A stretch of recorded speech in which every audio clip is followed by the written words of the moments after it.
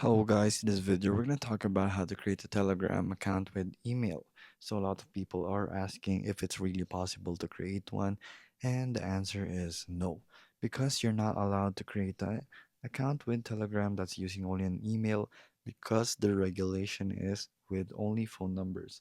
So when you're going to create an account right here, it's going to ask you for your phone number right here only, and that's the only way you can create a Telegram account with your own actual phone number. So if you don't have a phone number, I don't know what planet you're trying to live on, because everyone's supposed to have a phone number basically so that they will be able to function normally as a person in their phone.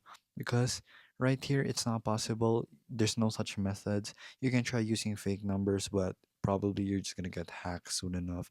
But if you want to do it with emails, it's not possible. You can only use an email after you have your phone number. So every phone number is required with Telegram, and it's a non-optional thing to do. So there you go, guys. If this video was helpful, this is how you do it.